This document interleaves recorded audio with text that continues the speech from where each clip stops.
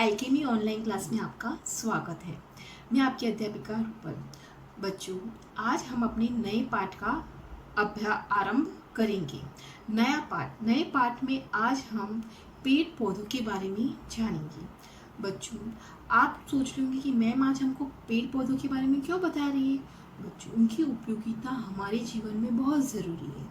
बच्चों, आपने देखा होगा कि जहाँ पर हरियाली होती है, जहाँ पर ज़्यादा पेड़ लगाए जाते हैं, वहाँ पे कोई भी बीमारी नहीं होती है। बच्चों को, गांव वाले लोगों को या शहर में जहाँ पर पेड़ अधिक होते हैं, वो लोग पूरी तरह से स्वस्थ होते हैं। लेकिन कहीं आपने ऐसा देखा है कि जहाँ पर पेड़ कम लगाए जाते हैं, वहाँ पर प्रदूषण भी ज़्यादा होता है। तो बच्चों, पेड़ों का हमारे जीवन में बहुत महत्व है। पेड़ हमको छाया देते हैं, पेड़ हमें ऑक्सीजन देते हैं, पेड़ हमें फल देते हैं। तो पेड़ हमारी ज़िंदगी का आधार है, वो हमारे जीवन के लिए बहुत ज़रूरी है। जितने हो सके हमें अधिक से अधिक पेड़ लगाने चाहिए। बच्चों, जो हमारा आज का पाठ है, ओटूपुर की कहानी, ये एक गांव के बारे में है। इस गांव में कैसे गांव के लोग चारों तरफ पेड़ पौधे लगाते हैं, पूरे गांव को हरा भरा बनाते हैं और उसकी प्रसिद्धि चारों तरफ फैलती है। यानी आसपास की सभी गांवों में उसकी प्रसिद्धि फैलने लगती है कि हमें अगर हमारा गांव हो तो ओटूपुर जैसा। तो बच्चों, इस कहानी में हमें बहुत सी चीज़ें सीखने को मिलेगी। जहाँ एक तरफ उस गांव की प्रसिद्धि थी, वहीं बाद में इस गांव में ऐसा क्या होता है कि गांव की हरियाली नष्ट हो जाती है, लोग पेड़ों को काट देते हैं, गांव में बीमारी आने लगती है। तो इस कहानी से हमें अपने जीवन में बहुत सारी सीख भी मिलने वाली है। तो आज हम सबसे पहले कुछ पेड़ों की चित्रों के बारे में देखेंगे, उनके महत्व के बारे में देखेंगे, फिर हम पाठ का आरंभ करेंगे। तो सबसे पहले आज मैं आपको पेड़ों के महत्व के बारे में बताऊंगी और फिर उसके पाठ की कहानी की तरफ चलेंगे। बच्चों, आज हम अपनी नए पाठ में पेड़ों के बारे में पढ़ेंगे। क्यों पेड़ लगाना आवश्यक है और पेड़ों की क्या उपयोगिता है, पेड़ हमारे लिए क्या महत्व रखते हैं। तो बच्चों, जैसे इस चित्र में हम अपने घर में एक छोटा पौधा लगाते हैं, तो सबसे पहले हम उसमें बीज डालते हैं। पानी डालने के बाद धीरे धीरे वो पौधा बड़ा होता है और फिर वो पेड़ छोटा सा पौधे के रूप में होकर हमें फल देता है। बच्चों, हम हमारे घर में इस तरह छोटे छोटे पौधे लगा सकते हैं, लेकिन ये पौधे हम अपने घरों में लगा सकते हैं। लेकिन इससे ज़्यादा है कि हम अपने शहर और गांव में भी पेड़ लगाएं। जैसे इस चित्र में आप देख रहे हो कि कितने हरे भरे पेड़ हैं। ये हरे भरे पेड़ हमें ना केवल छाया देते हैं, न फल देते हैं और न ही ऑक्सीजन। ये हमें ऑक्सीजन, फल, हवा सब कुछ देते हैं। इन्हीं के आधार पर हमारा जीवन चलता है, क्योंकि बिना पेड़ों के हमारा जीवन नामुमकिन है, क्योंकि इनके द्वारा हमें ऑक्सीजन मिलती है।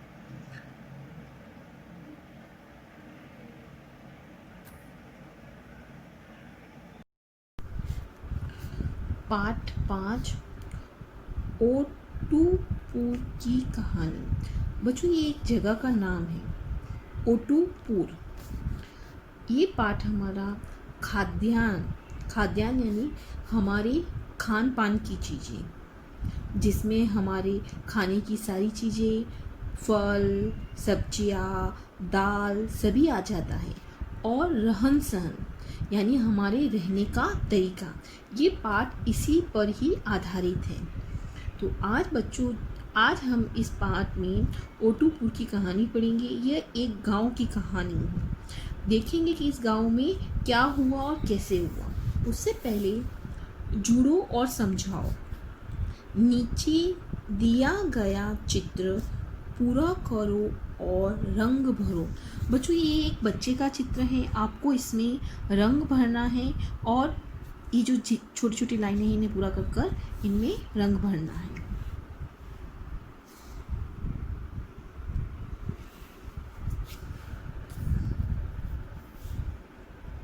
खोजो और परखो। अपने आसपास पाए जाने वाले पेड़ पौधों को ध्यान से देखो। बच्चों, जैसे मैंने पहले ही आपको पेड़ों के बारे में कुछ चित्र दिखाए और उनके बारे में, उनके महत्व के बारे में बताया। कहीं 3 के बारे में 2-2 वाक्य लिखो। पेड़ पौधे, बच्चों आपको इसमें पेड़ पौधों को ध्यान से देखना है और उनके बारे में कोई भी 3 पेड़ों के बारे में कोई भी 3 उपयोगिता, उनके 2-2 वाक्य आपको लिखने हैं।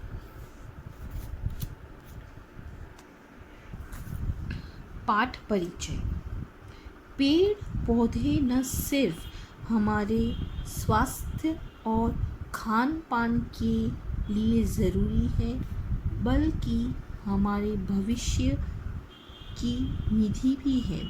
भविष्य की निधि का अर्थ है कि पेड़ पौधों के बिना हमारा पूरा जीवन अस्त व्यस्त है, क्योंकि पेड़ हमारे स्वास्थ्य और खान पान दोनों के लिए ही ज़रूरी है। इसीलिए उनकी सुरक्षा हमारी जिम्मेदारी है। बच्चों, पाठ के शुरुआत में ही मैंने आपको इसीलिए पेड़ पौधों के चित्र के बारे में दर्शाया है, ताकि आप अच्छे से देखिए कि हमारे जीवन में पेड़ पौधों का क्या महत्व है। भारत के पूर्वी भाग में नीली नदी के किनारे एक गांव था।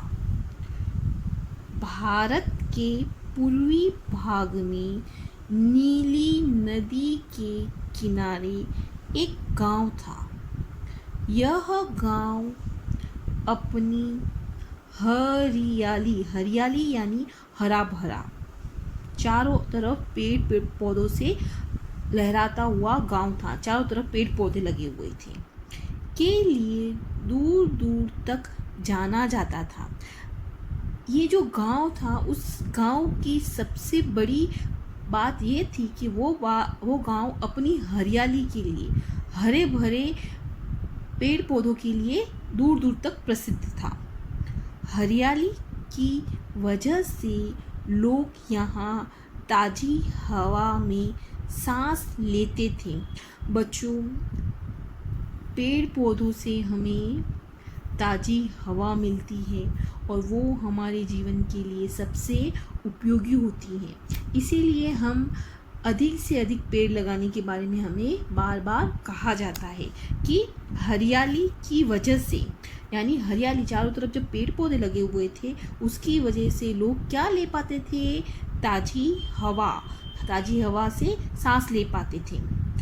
सुबह से शाम तक इस गांव में पक्षियों की चहचहाट मतलब चारों तरफ पक्षियों की आवाज़, पत्तियों की सरसराहट यानी इतनी हवा चलती थी कि पत्तों की भी आवाज़ आने लगी थी। और पास की नदी से कलकल की आवाज़ें आती रहती थीं। बच्चों, सबसे अच्छी गांव में, इस गांव की सबसे बड़ी महत्वता की बात क्या थी? पक्षियों की चहचहाट, पत्तों की सरसराहट और नदी की कलकल की आवाज़ें आती थी। चारों तरफ पत्तों की, पक्षियों की और नदी की आवाज़ें सुनाई देती थी। इसलिए इस गांव का नाम ओटोपुर पड़ा। बच्चों, ये बहुत बड़ी बात है कि किसी भी गांव की इतनी अच्छी बात बताई, इसीलिए उसका नाम ओटोपुर पड़ा था। दूसरे गांव के लोग भी अपने गांव को ओटोपुर की तरह बनाना चाहते थे। जो भी इस गांव में आता, वो यही बस चाहता था। इस गांव की इतनी अच्छी खासियत थी कि जो दूसरे गांव के लोग थे, वो भी अपने गांव को इसकी तरह बनाना चाहते थे, और कोई भी अगर बाहर से आता तो वो यहीं पर बस जाना चाहता था। धरती माँ ने इस गांव को खूबसूरती का वरदान दिया।